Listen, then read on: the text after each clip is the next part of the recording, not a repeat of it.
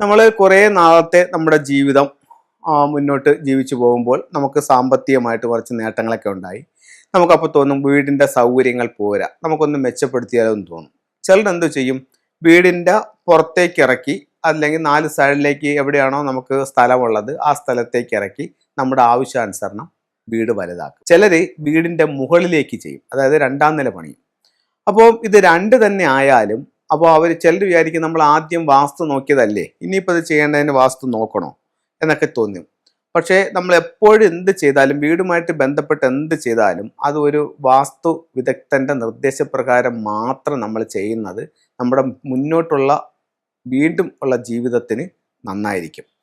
അത് വാസ്തു തെറ്റിയാണ് നമ്മൾ ചെയ്യുന്നതെന്നുണ്ടെങ്കിൽ അതിൻ്റെ ദോഷഫലങ്ങൾ നമ്മൾ അനുഭവിക്കേണ്ടി വരും. ഇപ്പോൾ ഉദാഹരണത്തിന് ഒരു 2 നില വീട് വെക്കുന്നു. അപ്പോൾ നമുക്കൊരു വീടുണ്ട്, അവിടെ നമ്മൾ സുഖമായി സന്തോഷമായി താമസിച്ചുകൊണ്ടിരിക്കുകയാണ്. അപ്പോൾ നമുക്ക് കിഴക്ക് ദർശനമായിട്ടുള്ള വീടാണ്. അപ്പോൾ നമുക്ക് 2ാമത്തെ നില പണിയണം. അപ്പം നമുക്കിപ്പോൾ താഴെ നമുക്കൊരു ഏകദേശം ഒരു 1500 സ്ക്വയർ ഫീറ്റിൻ്റെ ഒരു വീടാണ് ഗ്രൗണ്ടിലുള്ളത്. അപ്പോൾ മുകളിൽ നമുക്ക് അത്രയും വെക്കേണ്ട, നമുക്കൊരു 500 സ്ക്വയർ ഫീറ്റ് വെച്ചാൽ മതി എന്നാണ് നമ്മളുടെ ഒരു ആവശ്യം. അപ്പോൾ അങ്ങനെയാണെങ്കിൽ നമ്മൾ എന്ത് ചെയ്യും, എലിവേഷനും കൂടെ കിട്ടാൻ വേണ്ടി നമ്മൾ വീടിൻ്റെ ഫ്രണ്ട് ഭാഗത്ത് ചെയ്യും. എവിടെ ചെയ്യും? കിഴക്ക് ചെയ്യും. അപ്പം 2ാമത്തെ നില പണിയുമ്പോൾ വാസ്തുശാസ്ത്രപരമായിട്ട് പറയുകയാണെന്നുണ്ടെങ്കിൽ കന്നിമൂല ഭാഗം ഒഴിച്ചിട്ടിട്ട് വീട്ടിൽ മുകളിലേക്ക് പണി ചെയ്യാൻ പാടില്ല.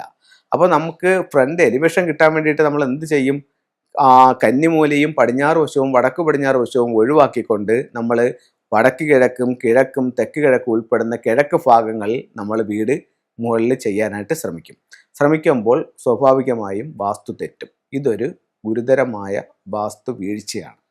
അതിനോടൊപ്പം പറയേണ്ട മറ്റൊരു കാര്യം എന്ന് പറയുന്നത്, നമുക്കിപ്പോൾ താഴെ നമുക്ക് തെക്ക് കിഴക്ക് ഭാഗത്ത് ഒരു അടുക്കളയുണ്ട്. ഏറ്റവും ഉത്തമമായിട്ടുള്ള ഭാഗത്ത് നമ്മൾ അടുക്കള വെച്ചിരിക്കുകയാണ്. നമ്മൾ 2ാം നില പണിയുമ്പോൾ ഈ തെക്ക് കിഴക്ക് ഭാഗത്ത് നമ്മളൊരു ബെഡ്റൂം പണിയുകയും അതിൻ്റെ തെക്ക് കിഴക്കേ മൂലയിൽ നമ്മളൊരു ടോയ്ലറ്റ് പണിയുകയും ചെയ്യുമ്പോൾ സ്വാഭാവികമായും കിച്ചൻ്റെ മുകളിൽ ടോയ്ലറ്റ് വരികയും, അതായത് മൊത്ത വീടിൻ്റെ മുകളിലായാലും ശരി തന്നെ തെക്ക് കിഴക്ക് ഭാഗത്ത് ടോയ്ലറ്റ് വരികയും ഇത് കടുത്ത സാമ്പത്തിക പ്രതിസന്ധിയിലേക്ക് നമ്മളെ കൊണ്ടുപോവുകയും ചെയ്യും. അപ്പം ഇപ്പോൾ ഞാൻ കഴിഞ്ഞ 10-18 വർഷമായിട്ട് കൺസൾട്ടിങ് രംഗത്ത് നിൽക്കുന്നതുകൊണ്ട് അത്രത്തോളം വീടുകൾ കൺസൾട്ട് ചെയ്തതുകൊണ്ട് എനിക്കറിയാം ഓരോ വീടിൻ്റെയും പ്രശ്നങ്ങൾ വളരെ വ്യക്തമായിട്ട് കണ്ടൊരു വ്യക്തി ആയതുകൊണ്ടാണ് ഞാനിത് ഇത്രയും നിങ്ങളുമായിട്ട് ഷെയർ ചെയ്യുന്നത്.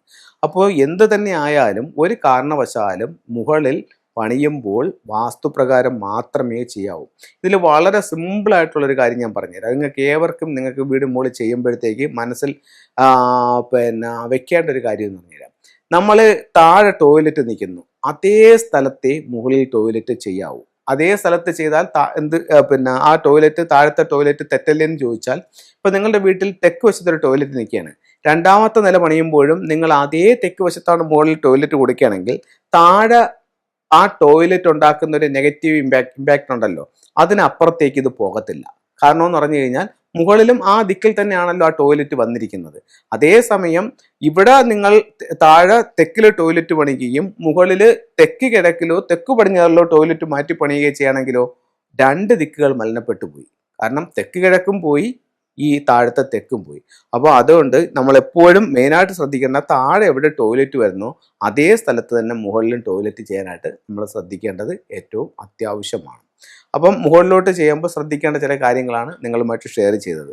അതുപോലെ തന്നെ നമ്മളൊരു വീട് വയ്ക്കുമ്പോൾ വടക്ക് കിഴക്ക് ഭാഗത്ത് താഴെയായാലും മുകളിലായാലും ഒരുപാട് വെയിറ്റ് കയറ്റിയുള്ള നിർമ്മിതികൾ ചെയ്യാതിരിക്കുക. ചിലർ വലിയ മോഡലൊക്കെ കൊടുത്ത് വടക്ക് കിഴക്ക് ഭാഗം ഹെവി വെയിറ്റ് കയറ്റി കൊടുക്കും.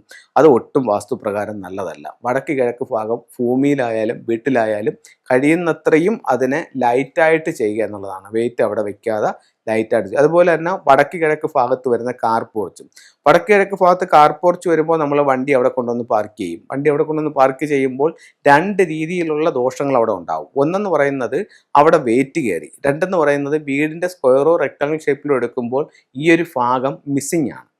അപ്പം ഇത്തരം കാര്യങ്ങൾ 2ാം നില പണിയുമ്പോൾ ശ്രദ്ധിക്കേണ്ടത് വളരെ അത്യാവശ്യമാണ്. ഇത് ഒരു പഗോഡ ടവറാണ്. കുട്ടികളുടെ വിദ്യാഭ്യാസത്തിന് വേണ്ടിയിട്ട് വടക്ക് കിഴക്ക് ഭാഗത്ത് വെക്കാം. ഇത് അനിമൽ കാർഡാണ്. 12 കാർഡുകൾ ഇതിനകത്തുണ്ട്. 12 അനിമൽസ് ആണ്. നമ്മൾ ജനിച്ച വർഷത്തിലെ അനിമൽ ഏതാണെന്ന് മനസ്സിലാക്കുക.